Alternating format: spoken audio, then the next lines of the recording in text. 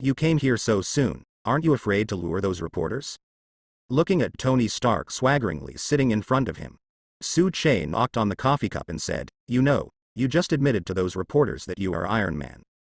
Hearing what Su Che said, Tony Stark shrugged his shoulders and said, "Come on buddy, isn't it a matter of time before your identity is exposed? And it's not something to be ashamed of, and we're not Bruce Wayne in the comics."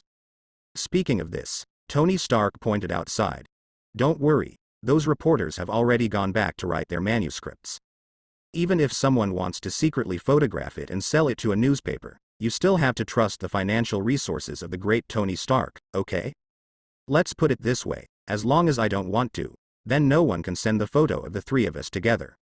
Besides, I know that the two of you want to live the lives of the common people for the time being, so I have already contacted people with some media. Perhaps it won't be long before many media or radio stations will know about Tony Stark's shares." Seeing Tony's slightly outstretched expression, Steve on the side smiled, but didn't say anything.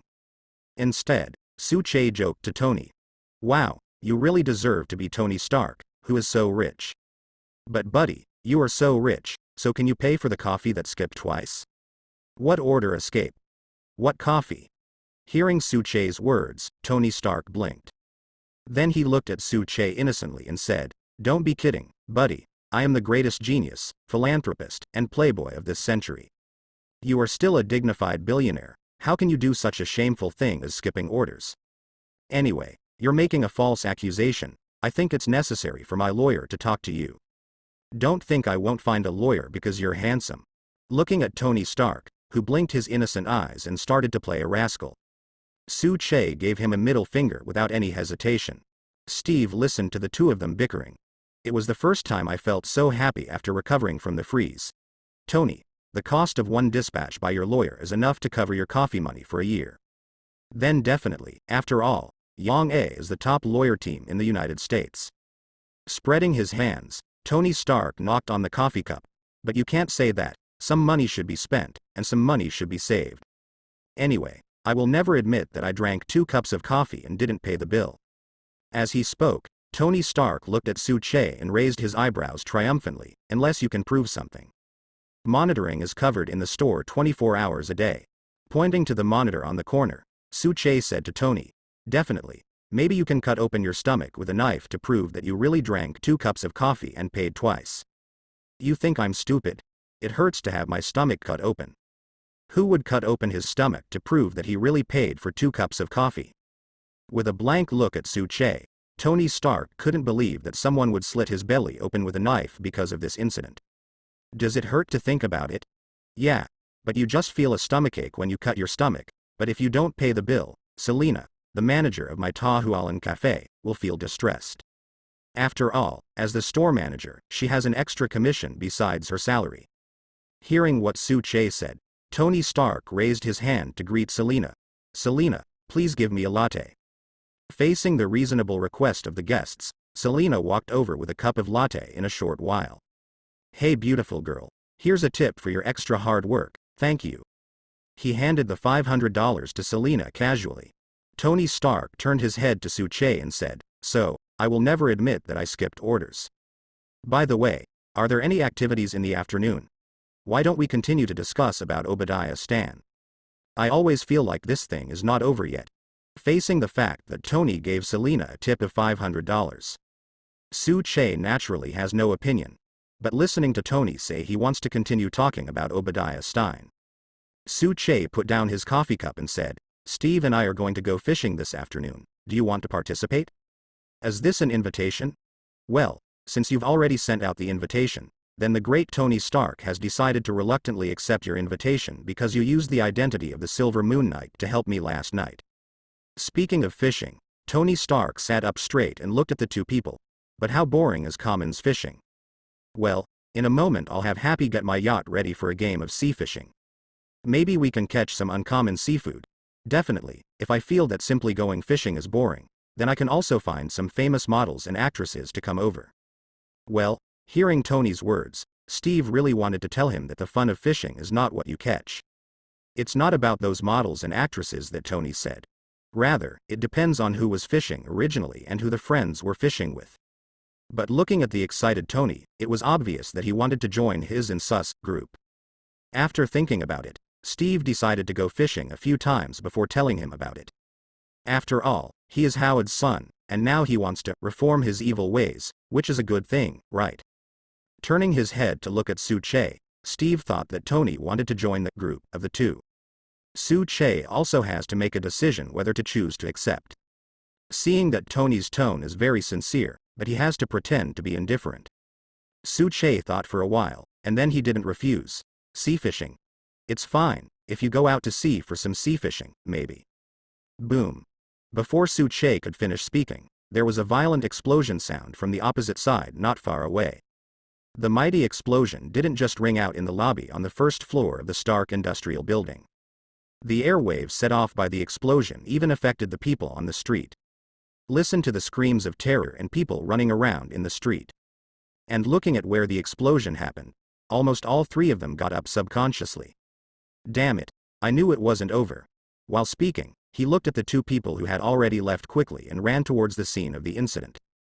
Tony Stark didn't care about the coffee, he hadn't taken a sip just now, and ran directly towards the Stark Industrial Building opposite him. At the same time, the mood sank to the bottom. In broad daylight, dare to drop a bomb on the first floor of the Stark Industrial Building. Damn it, what kind of crazy person would do it? First floor of the Stark Industrial Building. Looking at the broken glass all over the floor, and two security guards bleeding from their foreheads. Su-che helped to evacuate people around, so as not to cause confusion and cause any accidents. Steve, on the other hand, does a quick check to see if there are any other dangers on the scene. Happy. How many people are injured? Has an ambulance been called? Tony Stark, who ran back after him, looked at the panic-stricken hall and the traces left by the explosion. Then he asked Happy, who was walking towards him in a hurry. Tony Stark's first question was not what happened. Nor is it responsible for what the security department is doing or why there are bombings here. Instead, ask Happy if anyone is injured and call an ambulance or something. This relieved Steve Rogers, who had just inspected the scene. After all, when a person faces a disaster or an emergency, the subconscious is more concerned about the problem. The more it can prove the nature of a person. It was like after hearing the explosion, many people subconsciously avoided it. Only myself and Su-che ran to the scene almost immediately. Who doesn't want their friends to be the same as themselves, or people with similar interests? Just look at the question that Tony directly asked this person named Happy the most. Steve felt that if something happened to him in the future, perhaps Tony could also be trusted. If it was his time, Tony might be like himself. Be the one to let your teammates step on their shoulders to escape, or to climb over the barbed wire under the rain of bullets. Su-che didn't know what Steve was thinking, after evacuating those who fled in panic from the Stark Industrial Building. He walked over to Steve and asked, "How is it?"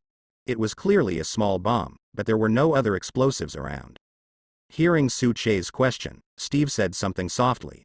After Tony on the side asked Happy again, he came over to the two of them and said, "I just asked, but I don't know how that bomb came about. I'm afraid I have to adjust the monitoring to find out. It's a good thing no one died because of this damn bomb. On the contrary, two unlucky ones had their heads scratched by the glass shattered by the bomb, and they have already called an ambulance." Having said that, Tony Stark looked at the broken glass and the traces left by the bomb explosion. Then he asked Steve, "Steve, you are a professional in this area. What do you think?" Looking around, Steve said seriously to Tony Stark, "Obviously, this is a small-scale explosion. And the purpose is not to assassinate someone, or to blow up the building. After all, if these two goals are used, then the explosion range will not be so low. Should be a warning." Listening to Steve's words, Su-che crossed his arms and said to Tony, "Rather than wanting to blow up the Stark Industrial Building, it's more like a warning to you, or to others. Tony, when you investigated Obadiah Stein's private channel recently, did you find out something incredible? Otherwise, they wouldn't take such a big risk to send you a controllable bomb." Hear Su-che and Steve say that. Tony Stark hesitated for a moment, then nodded lightly. "Through my investigation of Obadiah Stein's private channel, I found an anonymous account. Obadiah Stein remits as little as 10 million to this account every year, and as many as tens of millions. And this has been happening for about 5 years in a row. That's why in the coffee shop, I said with certainty that there are other forces behind Obadiah Stan. It's just that I didn't expect it to be less than a day since I investigated that account through some channels. I just received this gift. It is obvious that this is the owner of that account, or that the power does not want me to continue the investigation. Speaking of this, the cynical smile on Tony Stark's face disappeared. It was replaced by an expression called perseverance. Look at Tony Stark's expression. Su Che knew that this gift made Tony serious. Glancing outside, because the danger disappeared at this moment, many people gathered far away to watch the excitement. Some even took out their phones to take pictures.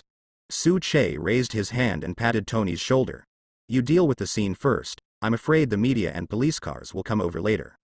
After the on-site processing is over, the three of us will discuss this matter carefully. Listening to Su Che's words, Ned Stark nodded. He knew that when the police car arrived, he would definitely make a record or something. But Su Che and Steve don't want to reveal their identities yet.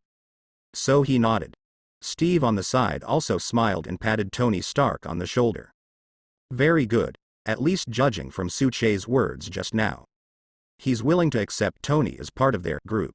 Su Che and Steve had just left from the side entrance of the Stark Industrial Building. A siren sounded. It didn't even take 7 minutes before and after. Even faster than the battle against Obadiah Stan last night. At the same time, in a hospital in New Mexico, Thor, who was tied to the bed with restraints, stared blankly at the ceiling of the hospital. Who would have thought? Myself, the Prince of Asgard from God's realm, is the first-in-line heir to the throne. The god of thunder that terrifies the enemy from the bottom of their hearts. At this moment, he was tied to the bed by several strips of cloth and could not move. Even not long ago, when I wanted to break out, I was stunned by those guys with a small thing. The king of gods is above. Damn it, I have lived for more than 1,500 years, when did I receive such treatment? The majestic god of thunder would be stunned by such a small thing. God. It's unimaginable. Am I, Thor Odinson, shameless? If this matter, let Loki know. I'm afraid he will laugh at himself for the rest of his life. If the enemies killed by him, if they know that they have fallen on a small gadget like electric current, I'm afraid they will laugh and climb out of the underworld. No, I can't stay here any longer. You have to find a way to escape. Gotta find a way to find my own hammer. The father exiled himself to the earth, and even deprived himself of his divine power to become a common. The feeling of losing power is really uncomfortable. Just restore your divine power as soon as possible. Just when Thor was still thinking, and was still trying to break free from the restraints. The door of the ward was pushed open, and then a woman in white nurse's clothes walked in. Damn it. I am the great god of thunder. I warn you, don't use that gadget to shock me again, otherwise I will definitely lose my face. The threatening words were not finished yet, when Thor raised his head to look at the nurse. The sound gradually weakened until it finally disappeared. Odin testified. For more than 1,500 years, Thor thought that he had never seen a beautiful woman with a good figure. I don't know why, when I watched the woman in front of me walk towards me, Thor suddenly felt like the words he knew to describe beautiful women. At this moment, they all disappeared. Watching her walk towards him step by step, Thor felt his heart beat faster with each step. The kind of high-heeled shoes stepped on the floor, making a crisp sound of gada gada. It's like a heavy hammer hitting my heart again and again. This feeling, Thor found as if he had never experienced it before. The Stark Industrial Building was planted with a bomb, which has never happened in my world. In my world, Tony has experienced being kidnapped, severe anxiety, and even the villa being bombed. However, the bombing of the lobby on the first floor of the Stark Industrial Building has never happened. Sure enough, time is such a thing, a small mistake will often bring unexpected consequences. However, it is obvious that this bomb is just a small warning. They want Tony to know, and if the investigation continues, the result will not be as simple as the bomb police deployment. Definitely, they would never dare to attack Tony directly. Howard Stark is Tony's father, and this is Tony's biggest talisman. They could plan to kill Howard Stark and his wife back then, but now they dare not do anything to Tony.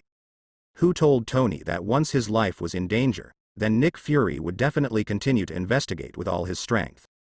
They also know that the result of this is that Tony died and their identities were exposed.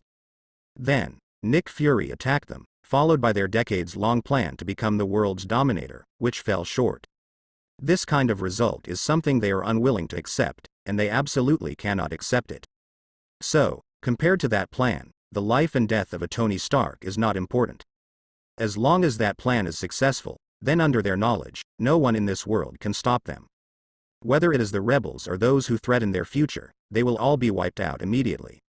Only this time, they were naive. The more threatening they were, the more Tony would not stop investigating. So in the future, I'm afraid there will be some wonderful stories between Tony and them. I really hope to see a wonderful scene that is different from my world. However, my only concern is whether Nick Fury sent someone to approach Tony, and then found out that Tony has been poisoned by palladium at this moment. This is the key to whether Tony can survive. New Mexico, looking at the updated content in the Black Gold Diary. Nick Fury nodded slightly.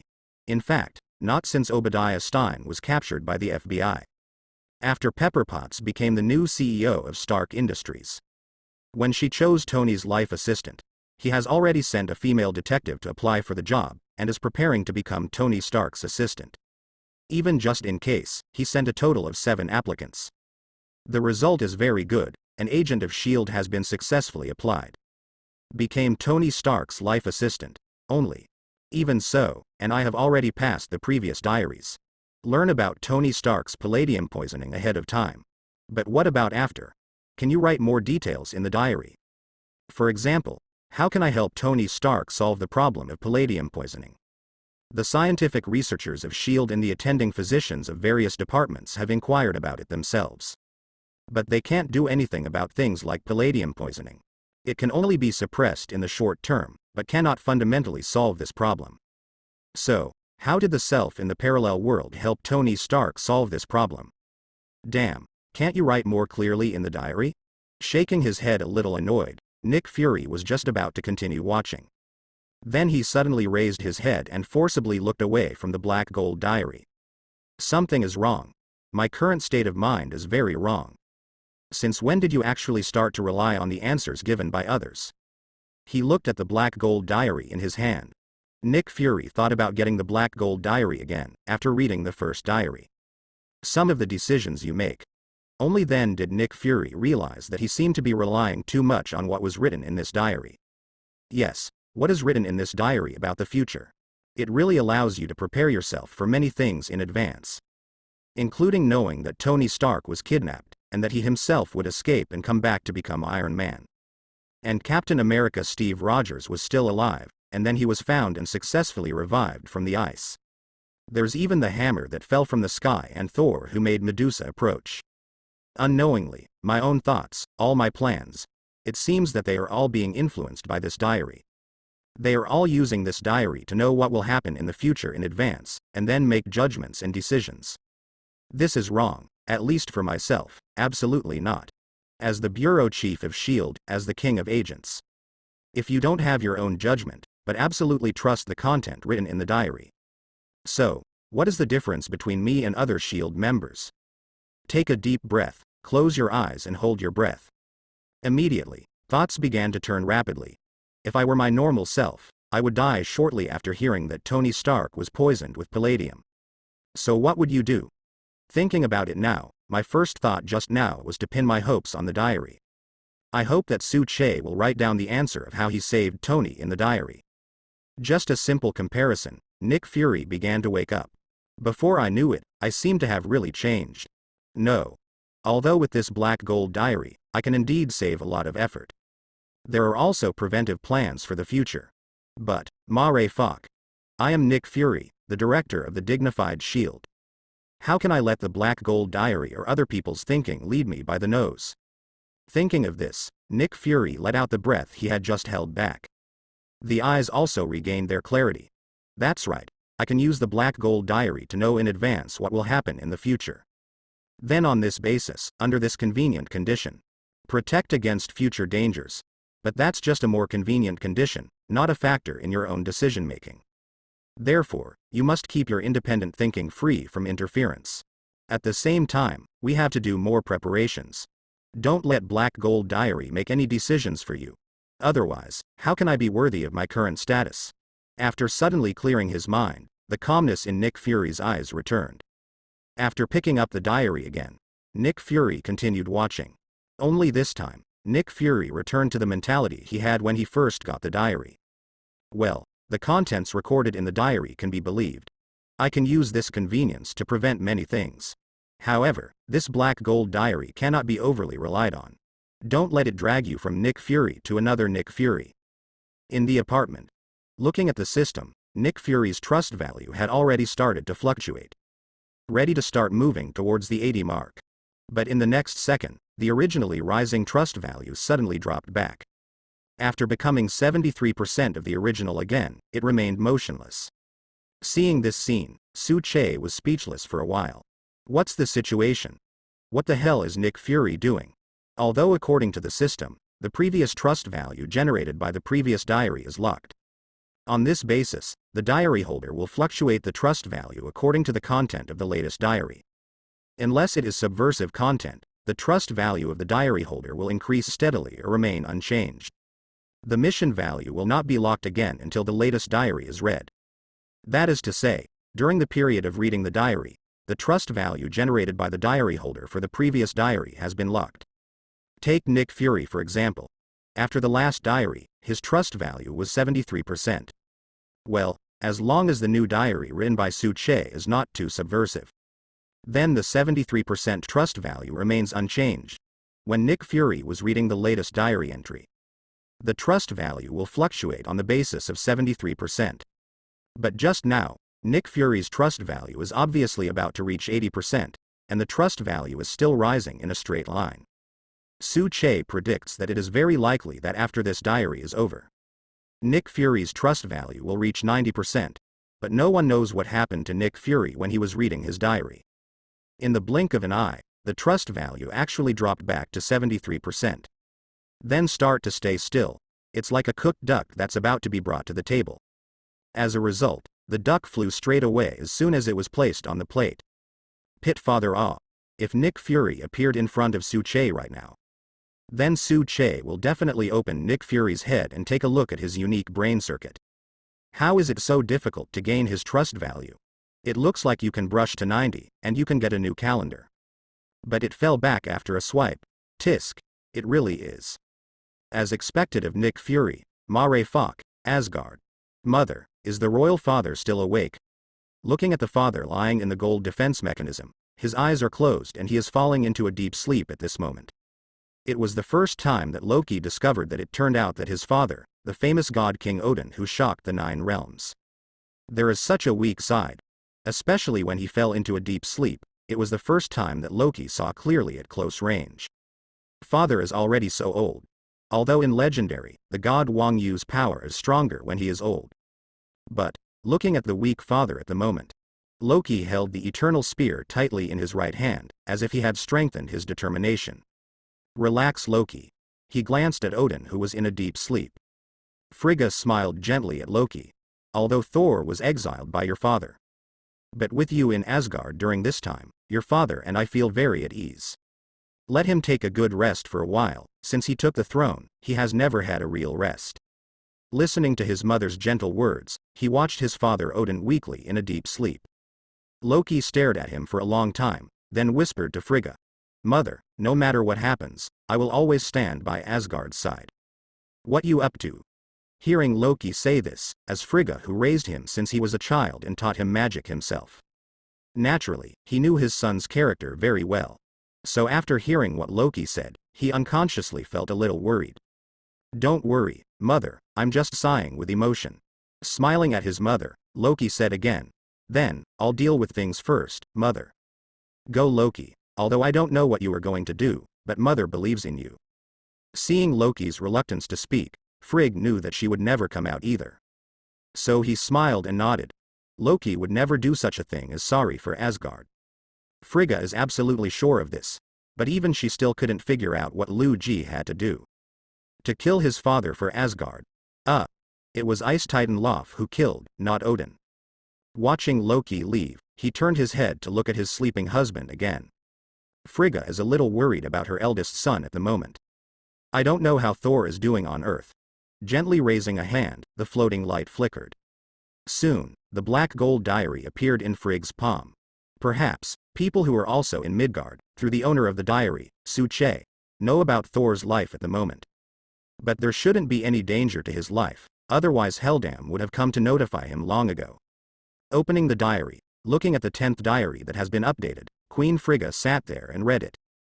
2 days ago, Natasha Romanoff invited me to take Wanda and Pietro to the playground. This is the first time Wanda and Pietro have visited the playground since their parents passed away. It can be seen that Wanda and Pietro are having a good time. When playing together, Wanda always hugs my arm intentionally or unintentionally and is very intimate. I don't know if this is the influence of the parallel world, but she is very close to me. Natasha Romanoff and I didn't ride the merry-go-round during Wanda and Pietro's ride. Natasha Romanoff told me that a hammer fell from the sky over there in New Mexico, and even Nick Fury went through it. I was not surprised at all when I heard the news. Even Steve was able to thaw out of the freeze and recover early, so why is it surprising that Thor was exiled early? I'm no longer surprised by what happened in this world ahead of time. Perhaps it is the impact of the career of the Avengers for more than 10 years. Now many things have no way to surprise and shock me. I don't know if Thor has met Jane Foster now. It should be, after all. Jane is his future girlfriend, and also one of the people who is eligible to pick up Mjolnir in the future. Definitely, the reason why she can afford Mjolnir is because even the broken Mjolnir was entrusted by Thor, hoping to protect her. Well, what if Steve stood with Jane Foster and Thor and summoned Mjolnir at the same time? Then who will the hammer fly to? I really want to see it if I have a chance. After all, whoever is qualified to pick up Mjolnir will gain the power of the Thunder God. Looking at the records in the Black Gold Diary, Ja was also slightly surprised. She knows that Thor was able to pick up Mjolnir, initially because of Godhood's influence. Later, Mjolnir became Thor's natal artifact. So, is there anyone else who can afford Mjolnir, or the weaklings of the Constitution? Look at Jane Foster and Steve's name. Frigga silently wrote it down in her heart. Well, my son was exiled to the earth, and he actually found a girlfriend. This is really good news. But what happened to the broken Mjolnir? Mjolnir actually shatters. As for the Earthlings who picked up Mjolnir, fortunately, Jane Foster said that it was written clearly in the Black Gold Diary.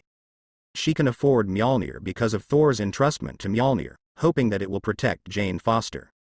So what about this Steve? Perhaps, it was because her husband once said to Mjolnir when Thor was exiled. But whoever is recognized by it and is qualified to lift it will gain the power of the God of Thunder. If it is like this, then this man named Steve must be a hero of high character and respect. Earth. Jane Foster, the woman who hit Thor with the car, is his future girlfriend. And then Steve can pick up this thunder hammer too? Look at the content written in the Black Gold Diary. Nick Fury is going to put the Jane Foster matter on hold for a while. At the same time, I have to admit, seeing when Steve can pick up this hammer and gain the power of the Thunder God. He was really moved. Although, I have sent Medusa Doris to make Thor mature as soon as possible. And no, too, the 1500-year-old prince from Asgard. It is one of the superheroes of the future Earth. However, a prince from an alien planet whose personality is not yet mature. Compared with a legendary hero who knows the bottom line and originally has the highest quality. Then it's up to you to choose who will be the Earth superhero. If you were an ordinary person, you probably wouldn't even have to think about it. Definitely Steve Rogers. However, Nick Fury is thinking, or a deeper worry is. If Steve picks up Mjolnir, he gains the power of the mighty Thunder God. So will this get Asgard's attention, and will Earth and Asgard be at war? This is what he considered first, but probably not. After all, Su Che wrote it in the Black Gold Diary. Steve will be able to pick up the Mjolnir thing in the future. So, since Steve picked it up in the future, Asgard probably wouldn't care too much. At least, while Thor was stripped of his powers and still exiled on Earth. At worst, let Steve try it, and then put it back after picking it up. And according to the Black Gold Diary, Thor was deprived of his divine power and exiled to the Earth. So before his divine power is restored, can Steve borrow Mjolnir, temporarily, when performing tasks? Thinking of this, Nick Fury took out his mobile phone and dialed Natasha Romanoff's number. Early morning. In the next week, I will send you to Anne from school every day, as well as your food and accommodation for this week. Although I know that there is nothing wrong with the two of you at home, but after all, there are things like breakfast, dinner and safety. So during this period of time you live where I am, don't worry, I have enough rooms. Looking at Wanda in the co-pilot and her support in the military. Su Che started the car, and while driving towards the direction of the two people's school, he said with a smile, Natasha Romanoff should tell you about this matter.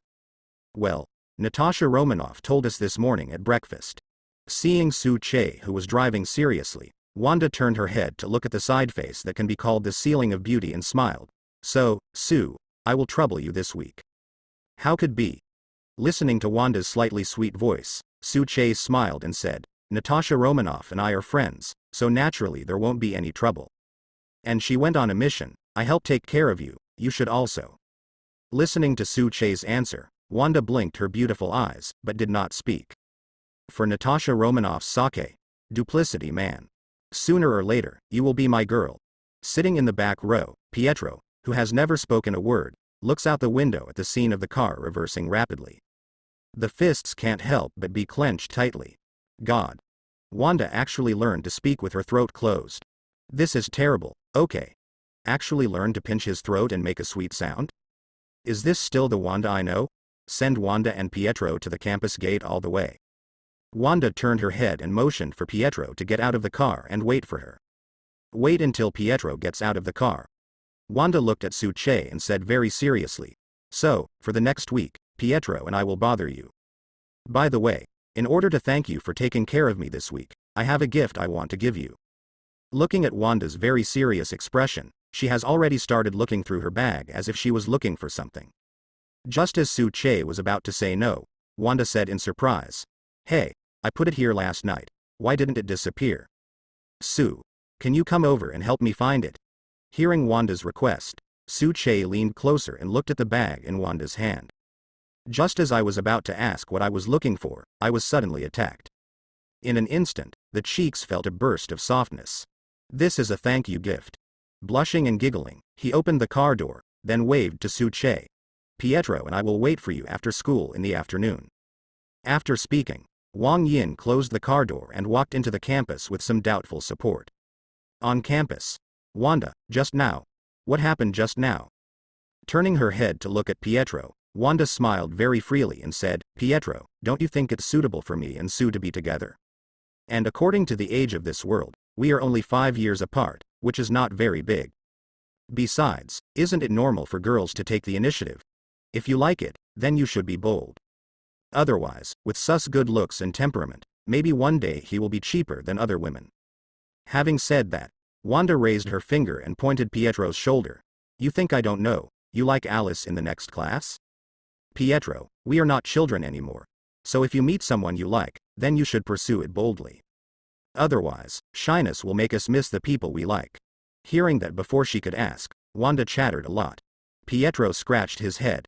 In fact, what I wanted to ask just now is, will I really live in Su Che's house for a week from tonight? Pietro felt that even if it was just himself and Wanda, then I also have the ability to protect Wanda. I looked at Wanda, who seemed to be very happy at the moment, humming the tune. Pietro was a little puzzled. After all, I have no objection to you pursuing the person you like, but what about Natasha Romanoff? What? Hearing Pietro's words, Wanda was a little puzzled, and looked at her younger brother with some vigilance. What does this matter have to do with Natasha Romanoff? You mean, Su and Natasha Romanoff are together? When did this happen? Why didn't I know?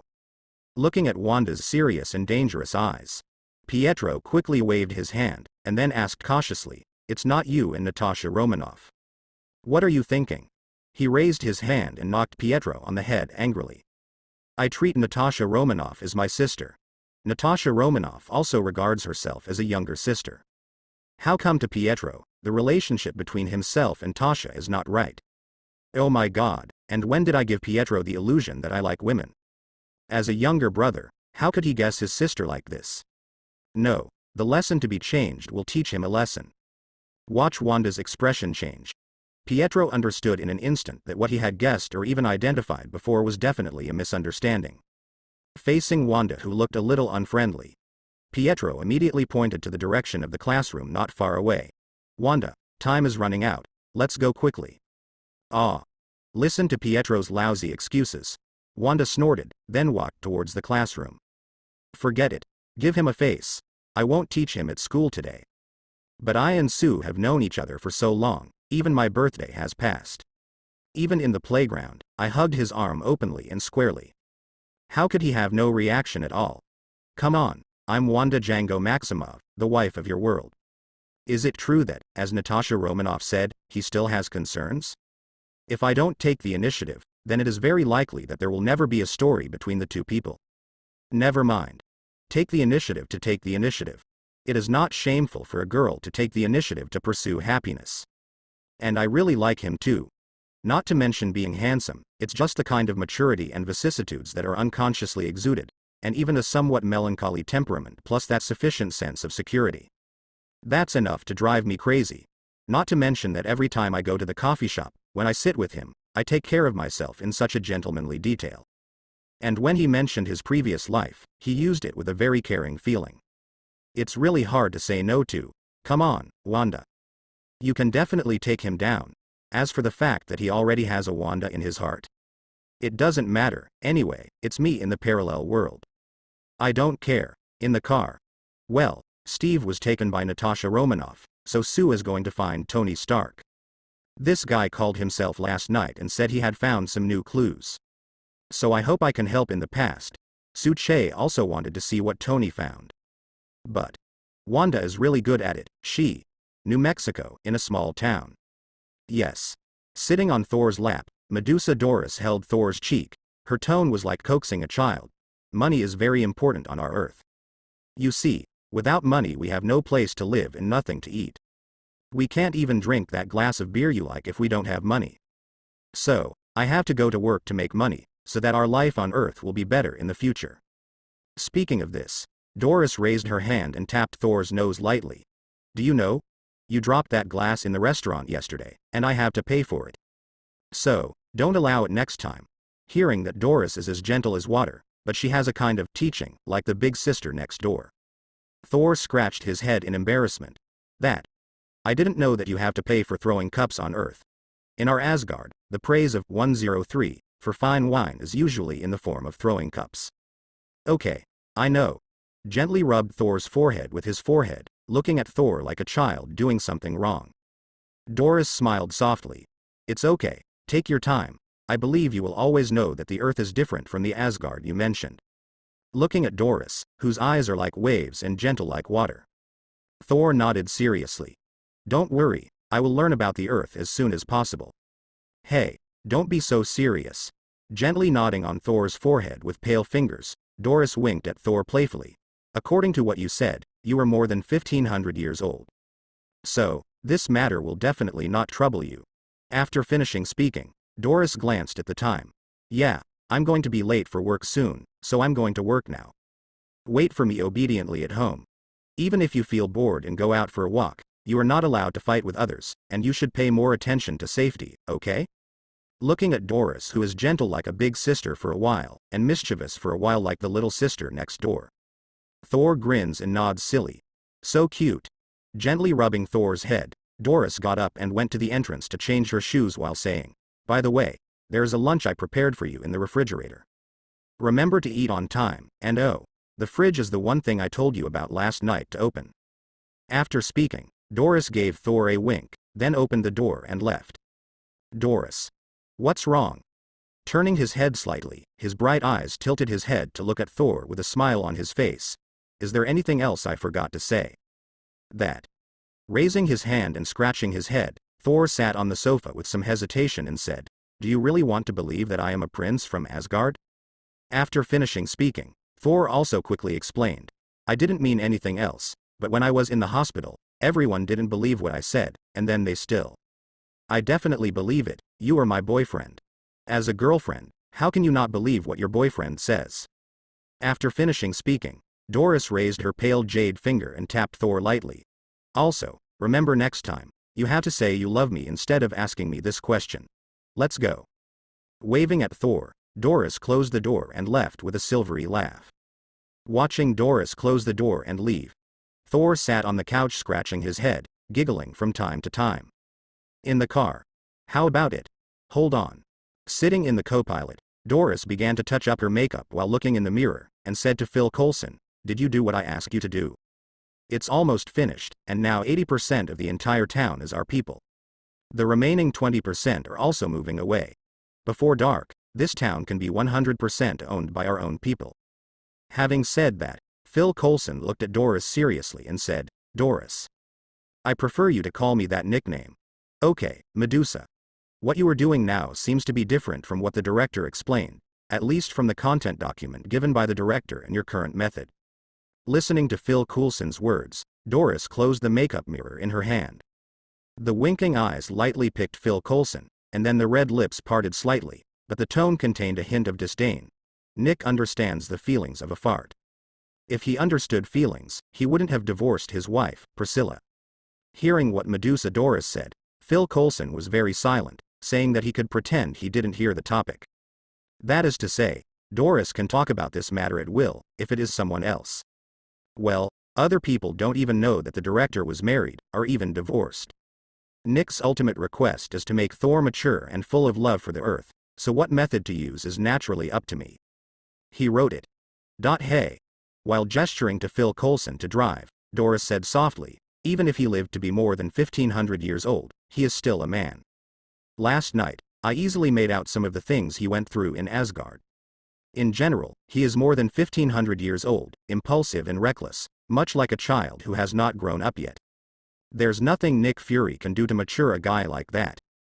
To deal with a man who has experienced vicissitudes, it is best to choose innocence and arouse his desire to protect. To deal with a man with a heart like a child, you must surround him with tenderness and consideration like water." Thor can be regarded as a combination of two mentalities. Definitely more of the latter than the former. Even after fighting for more than 1,500 years, there is still more childishness in his bones. Looking at Phil Coulson, the corners of Doris's lips turned upward. So, using a single method to make him feel the love and the beauty of the Earth is absolutely unworkable. By the way, do you know how to make a man fall in love with a woman with all his heart? Have no idea. Facing Doris' question, Phil Coulson shook his head. How can you know these things if you are a man? It's very simple, that is to be the muse that he can have, but can't have. Possessed but unable to get. Let him feel love, stimulate his desire for protection and pampering in his heart, and at the same time give him tenderness and consideration like a sister and a mother. The most important thing is to make him think that this girl, like a delicate white lotus, cannot withstand the wind and rain, and Tiantian needs him. Without his protection, the girl would be hurt. When he loves to the bottom of his heart and feels that the Earth is very good, let him regretfully lose from this beauty. Tisk. This will definitely be a regret he will remember forever. Speaking of this, Doris snorted softly. So, now you still think that the so-called small essay written by Nick is reasonable? Don't forget, no matter how childish Thor may be, he's over 1500 years old. Over 1500 years old, what kind of beautiful woman has he never seen? Looking alone cannot make him unforgettable. Listening to Doris's red lips parting slightly, she said that it was very irrefutable from the bottom of her heart. Phil Coulson pursed his lips and continued driving. As expected, she was indeed Doris, known as Medusa. She is really good at it. Thinking of the appearance of Thor's final empty joy under the careful design of Medusa Alice. Phil Coulson couldn't help but pray for Thor in his heart. Tisk. Poor Thor. Is this the Mjolnir from the Black Gold Diary? Looking at the temporary base, at this moment, only myself, Nick Fury, and Steve Rogers in the pit are left. But outside Mjolnir, where security measures are extremely tight, Natasha Romanoff asked, smiling at Nick Fury, folded her arms. You should have seen what Sue said in the diary. Nick Fury also crossed his arms when asked by Natasha Romanoff. He said Steve could pick up this Mjolnir, and that Jane Foster. So, I want Steve to come over and give it a try. As for Jane Foster, I've got Phil Coulson to keep an eye on her, and I've placed her not far from where Thor and Doris live. Anyway, Dr. Selvig, who studies celestial bodies, is very interested in the changes in celestial bodies caused by Thor's fall from the sky, so he can use this relationship to end. Who? Hearing Nick Fury's words, Natasha Romanoff turned his head and stared at Nick Fury with some surprise. You arranged Jane Foster to Thor in whose residence? Doris. Seeing Natasha Romanoff's surprised look, Nick Fury crossed his arms and said, Is there anyone more suitable than her? Watching Nick Fury say the name without changing his expression. Natasha Romanoff turned her head inexplicably, feeling some toothache. Doris, Medusa Doris. Looking at Steve standing in the pit, looking at Mjolnir 20. Natasha Romanoff said seriously. I feel uncomfortable when I hear this name. What she has done is far more evil than me. Even if I'm a colleague in the same department now, I don't want to see her again. But really, if it's her, the prince from Asgard is really poor. I hope you can watch her and tell her not to go too far. After speaking, Natasha Romanoff took a step forward and jumped directly into the pit about half a meter in front of her. Coming in front of Steve, Natasha Romanoff said softly, "How about it, pick it up and try it." There should be no problem. Watching Mjolnir resting on a platform made of mounds of earth. Steve spread his hands at Nada. I always thought that the first task S.H.I.E.L.D. issued to me would be to hunt down some heinous criminals. Or more difficult or even difficult tasks, for which I have made some preparations. Unexpectedly, the first task is to ask me to pick up a hammer. Speaking of this, Steve laughed. If I had known it was such a simple matter, then I would have brought Sue here too, and it would save him from being bored in the coffee shop by himself. He won't be bored. Hearing what Steve said, Natasha Romanoff walked around Mjolnir in front of her. Then he reached out and took Mjolnir's grip. What's wrong? After watching Natasha Romanoff hold the handle of Thunderhammer, a small subtle change appeared in his expression. Although the expression quickly returned to normal, no one else saw it except himself. But Steve was sure he couldn't be wrong. It's okay, I just think this hammer is really heavy. Letting go of Mjolnir's grip, Natasha Romanoff smiled and said to Steve, "Besides, Tony Stark seems to have found something extraordinary. So I'm inviting Sue to investigate with him, and now Sue won't feel bored. Maybe he's working hard with Tony on the investigation." After speaking, Natasha Romanoff took 2 steps back, and stretched out her hand to indicate that Steve could try to pick up Mjolnir. "Actually, I really want to investigate this matter with Sue and Tony. I think it will definitely be more interesting than trying to pick up this hammer." After speaking, Steve took a deep breath, and then took Mjolnir's handle with his hand. Steve, who had already done a lot of work and tried his best. But the moment I touched the Mjolnir grip, I found that it was not as difficult as I imagined. With a little force, Mjolnir loosened instantly. In the next second, the originally clear sky also became cloudy in an instant. Seeing this scene, Natasha Romanoff immediately took 2 steps back. Not far away, Nick Fury's expression also became serious. As Steve slowly picks up Mjolnir. In an instant, thunderbolts surging above the sky began to shine among the dark clouds. Even Steve's body began to flicker with dazzling lightning light. Boom. As Steve took the handle of the thunderhammer, he lifted it high.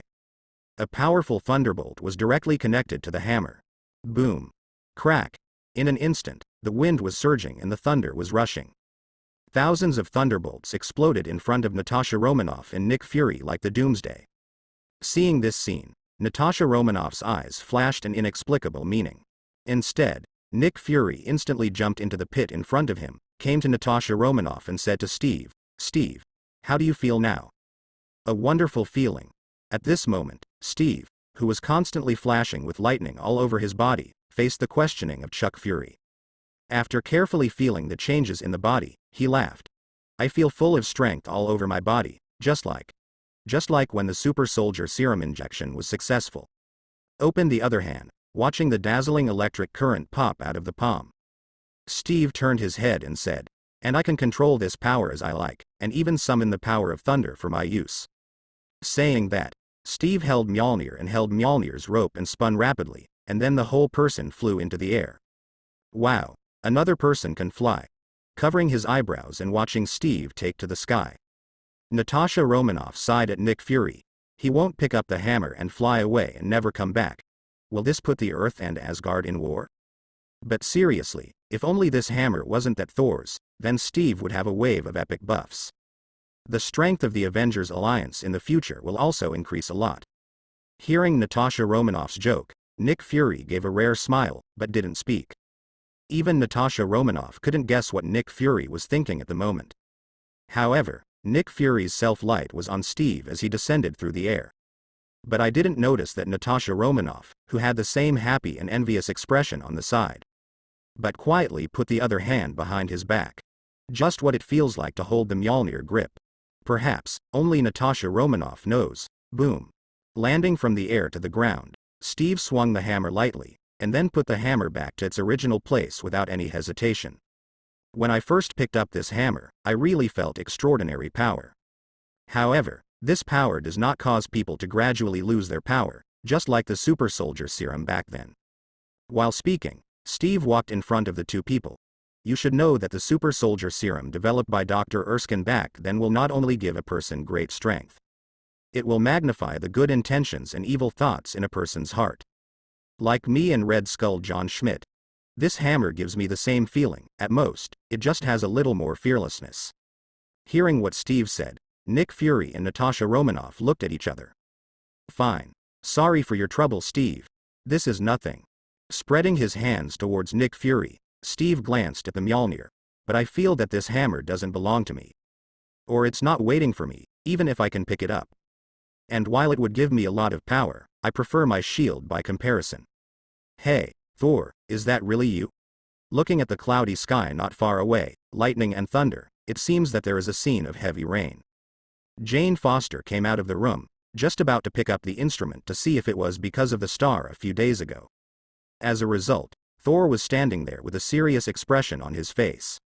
After seeing Thor, Jane Foster's expression was full of surprise. I didn't expect to see you here. A few days ago, when I went to the hospital to see you, I heard that you had been discharged from the hospital. Hearing a surprise sound coming from his ear, Thor subconsciously looked to the side. At this moment, Jane Foster was happily waving to him and walked towards him. Hello. Recalling the manners Doris taught him, Thor looked at Jane Foster and nodded in greeting. It's a coincidence indeed. Is this your house? Seeing that it was very close to the place where my family lived now, Jane Foster asked curiously. Originally, I came to New Mexico to detect celestial bodies, and I was supposed to live in the RV with Daisy. But I don't know from whom Dr. Selvig took over the house standing in the small town. This is simply too convenient. It's just that Dr. Selvig doesn't know what to do these days, and hasn't shown up for several days. This is my girlfriend's house. Listening to Jane Foster's surprise and curious inquiry, Thor replied with a smile. Just think of that gentle, beautiful, kind, naughty Doris who is willing to trust her. There was an involuntary smile on Thor's face. It would be a very bad thing to say that I was deprived of my divine power by my father and exiled to the earth to lose my power and become a common. Then her appearance is the only ray of light under this gloomy sky. So to speak, in Thor's view, all my descriptions of her about all the beautiful adjectives are not enough to express 1/10,000th of her beauty. I am really very, very lucky to be able to meet her in the vast 9 realms. You know, during these 1,500 years, I have seen many women.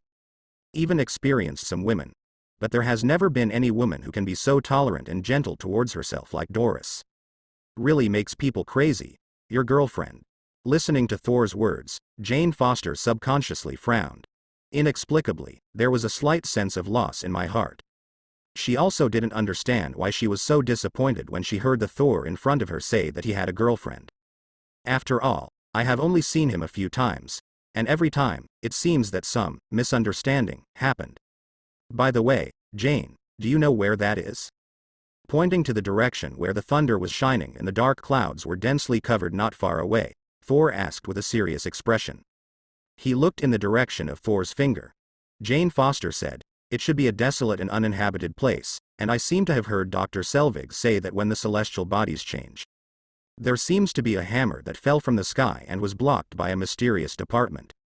Oh, Dr. Selvig told me about the hammer that fell from the sky before he left. He also heard from that mysterious department. A hammer that fell from the sky. Thor's eyes lit up when Jane Foster mentioned the hammer. That's my Mjolnir. That's my Mjolnir. Excitedly clenched his fist and waved his hand, Thor looked at Jane Foster and said seriously, thank you for telling me about this, in fact I have been looking for my hammer. You seem a little different from a few days ago. Seeing that Thor didn't have the impulsiveness and recklessness of the previous few meetings, he was even a little polite and wouldn't thank him. Jane Foster felt a little weird. It was as if he was a completely different person from the previous few times. Isn't this the etiquette of your Earth? It was given to me by Doris.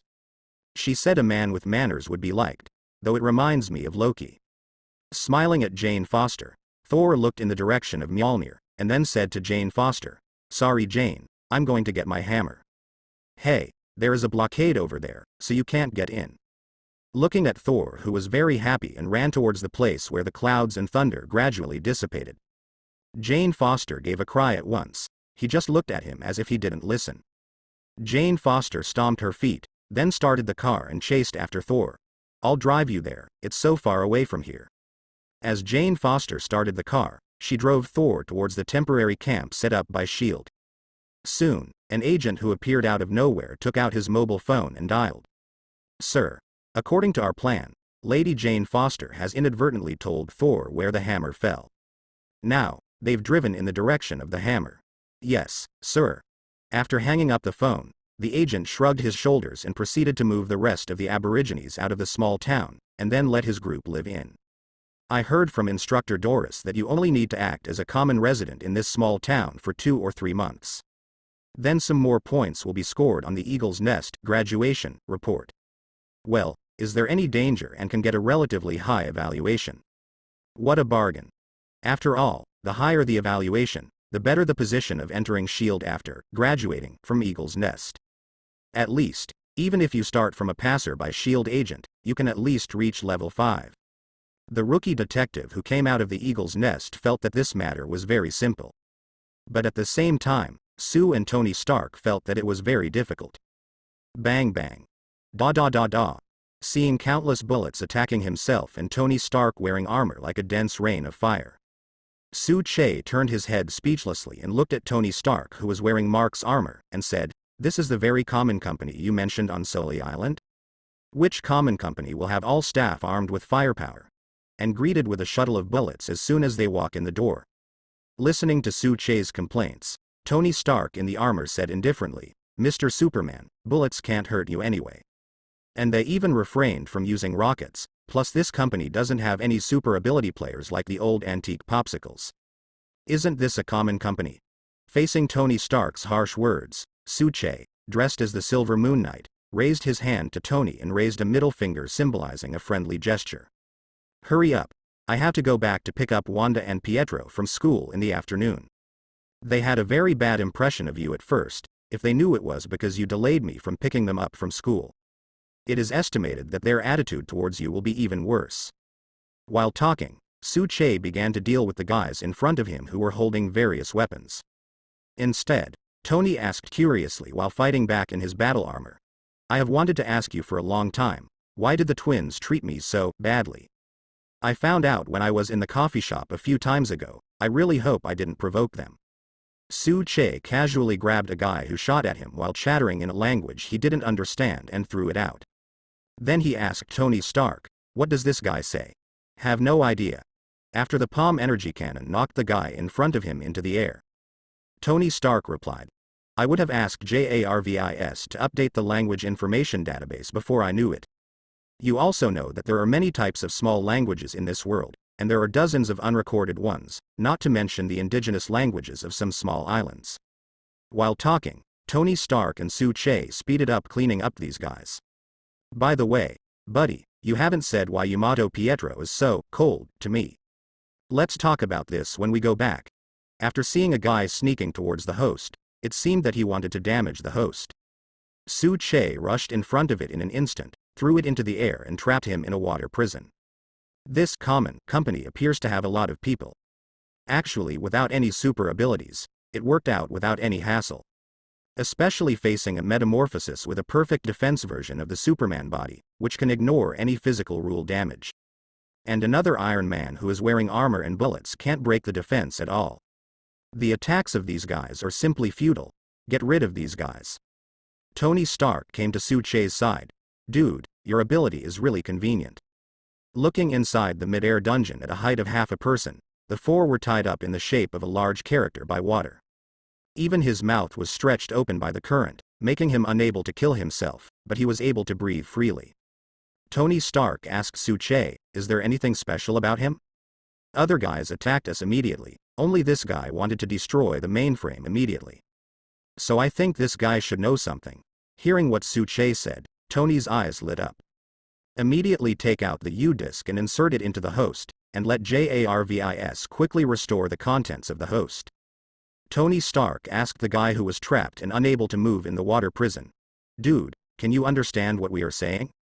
Well, judging from the expression analysis, you should be able to understand, so don't try to lie to me. He took 2 steps forward and came to the front of the water dungeon, watching Su Che control the water dungeon to descend to a position parallel to himself.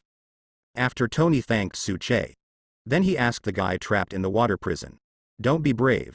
It's useless, you should tell what you know. Trust me, as long as you are willing to tell everything you know, then I guarantee you will survive." Listen to Tony Stark's assurances very seriously. The guy trapped in the water prison looked at him with pity. It seemed to be expressing that Tony Stark didn't know at all. What kind of existence is the enemy he is investigating again? Damn, I hate that look. Looking at the eyes of this guy in front of him, Tony Stark was about to continue to say something, but there were bursts of sirens not far away. Wow, who said they were always the last to arrive? I didn't expect the guys on this small island to be quite conscientious. But looking at your eyes, it seems that you were glad they came over.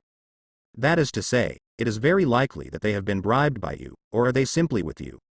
No wonder it came so quickly. Looking at the guy in the dungeon, Tony Stark turned his head to Su Che and said, "So Mr. Superman, is there a way to keep us from being disturbed?" "No problem. Come to the window and look at the endless sea outside." Su Che turned his head and smiled at Tony Stark.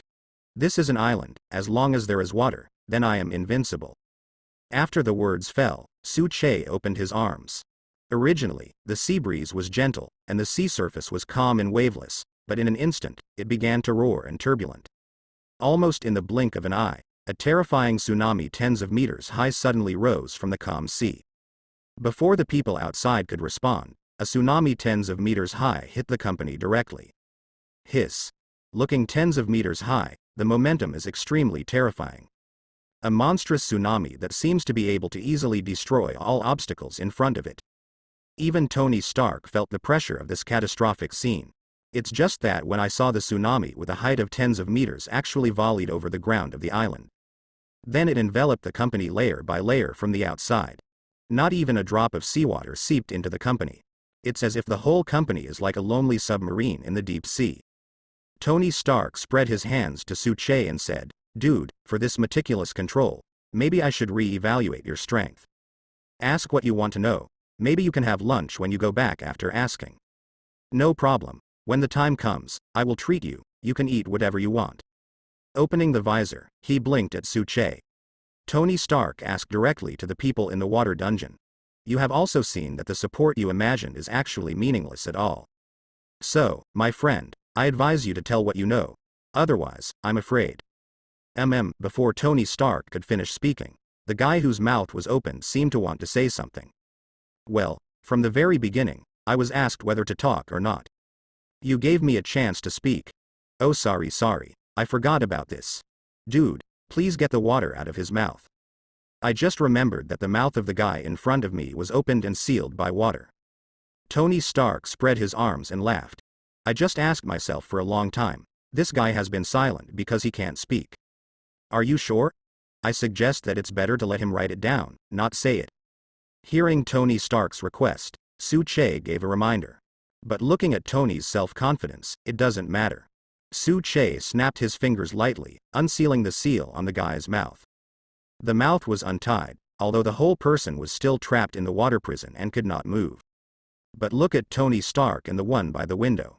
The Silver Moon Knight seems to be admiring the colorful sea fish in the tsunami outside the company. The guy moved his mouth, and then gave a cold laugh. "Tony Stark, the famous playboy. I'd rather you call me a genius or a philanthropist.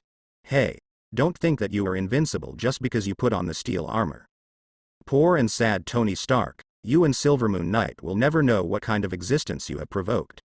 Looking at Tony Stark coldly, the guy's gaze gradually became firmer. Shut up without any hesitation and gritted his teeth, as if he was afraid that his mouth would be sealed with water again. As the guy gritted his teeth hard, his eyes soon swelled abruptly. A trace of special substance slowly flowed out from the corner of the mouth. "I'm waiting in hell for you too," he viciously cursed the two of them. After speaking, the guy stopped breathing instantly.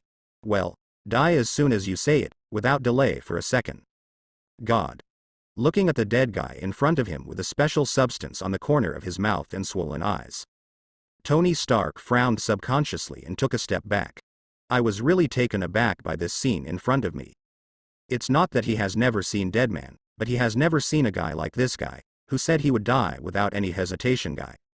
What kind of strength is it that can cultivate such a willingness like him? And there is no half nostalgia, the guy who ends his life when he says he ends his life. I have to say, this scene really shocked Tony Stark. Cyanide came to Tony's side, watching him frown in a daze. Su-Che patted him on the shoulder to bring him back to his senses. What, are you scared? Somewhat. Facing Su-Che's question, Tony Stark nodded without concealment. I'm not frightened by his death. It was frightened by his firm attitude of choosing to die without hesitation. Damn it. What kind of insane force can train people like this? I can't imagine how many people like him are out there. Having said that, Tony Stark turned his head to look at Su-Che. Dude, we might be in big trouble this time. Scared? Seeing Tony's serious attitude, Su Shao asked, it's too late to end the investigation now. How can it be? Listening to Su-Che's words, Tony Stark shook his head seriously. I was really shocked by this guy's firm choice just now.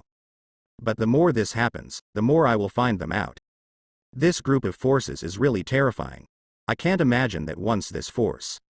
It's fine if I don't know about this kind of power, but now that I know about it, and I'm involved, then, I absolutely cannot sit idly by. It doesn't matter, it's because they instigated Obadiah Stine to plan to kidnap me, or their crazy way of doing things.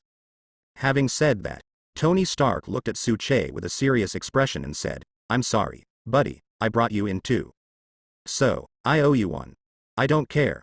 Seeing Tony's apologetic gaze, Su-Che smiled indifferently and said, but it doesn't seem to fit your personality. Tisk. Dignified Tony Stark has also learned to apologize, and learned to meddle in his own business? Depend on. Listening to Su-Che's words, Tony Stark gave Su-Che a middle finger without any hesitation. Could it be that in your heart I'm that kind of arrogant playboy who only knows how to have fun? Yes, and the evaluation is very pertinent. You're an asshole. He cast Su-Che an angry look. But Tony Stark knows that the impression he seems to give to other people seems to be true. When did you change and become responsible? Knowing that it will cause big trouble, but still ready to continue investigating Xiaoli? It seems that after being kidnapped, I saw those because of Stark industrial weapons flowing out through Obadiah Stine's private channels. As a result, countless people are ruined, and when they are displaced and become refugees. Is this my own responsibility, or do I want to be redeemed in my heart in the face of those dead and displaced refugees? It doesn't seem to be that important. Many things have already happened and cannot be changed. Then the only thing I can do is not to condemn myself spiritually. Instead, there should be one counted one by one, completely destroying all the weapons circulated by the Stark industry. At least, it can't cause any disaster to happen. What are you thinking? Patting Tony Stark on the shoulder, Su-Che pointed outside. We should go. Good. Nodding his head, he turned around and removed the U-disk on the main computer. After you go back, let JARVIS analyze the statistics carefully to see if you can investigate any clues.